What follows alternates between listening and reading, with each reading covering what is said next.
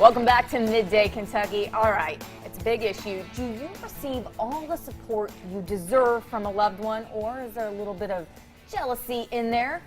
How do we make sure we don't get that jealousy and get that support? Our resident lifestyle coach, Dr. James Stillwell, is here to help us keep our relationships healthy. Welcome, Dr. Stillwell. We love your advice. Thank you. It makes us feel better all the time. It's comfort. It really is. Well, let's talk about that. How do you begin a discussion with a loved one and find out, sometimes there's a little bit of, you can kind of feel that jealousy. How do we stop that? If you feel that the other person feels envious of your success, then have empathy and compassion and just say, how do you feel about that? Just kind of gently bring it up. If you're the one that feels it, then own it. Talk about your feelings. Just say, when this happens, I felt this, I feel a little inadequate, whatever word that might mean, and just kind of put it on the table.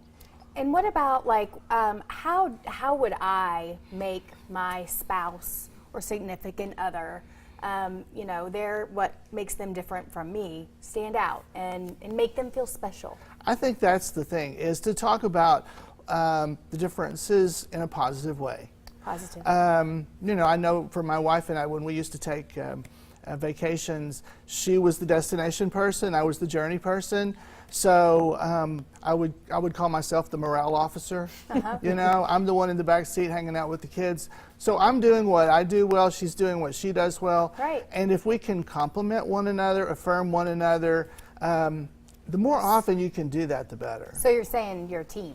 You're a team. You're a team. That's the talk whole point. about it, right? Not just to assume that that's going to happen. Yeah, assuming it gets us in trouble all the time. We know that saying. Yeah. Yeah, so, I mean, if I assume you feel a certain way, you assume I feel a certain way, that could just build resentment. So. And what happens then? Oh, big time conflict. Right, conflict. We want to avoid that. Well, Dr. Stillwell, we all still want to make sure that our attributes shine. How do we make that happen? Do we have to back away, pretend like we're not good at something, or should we say, this is me? That's a recipe for resentment. When you just kind of swallow what you're good at and you're taking a back seat while resenting the other person, that's never a good thing. The thing about being a team, an intimate partner team, whatever, is that you're there as the cheerleader of the other person. Right. And never take their cheering for you for granted. And so all day long, every day, as much as you can, send those texts and give those words. I really appreciate how you do this, which makes my doing this possible.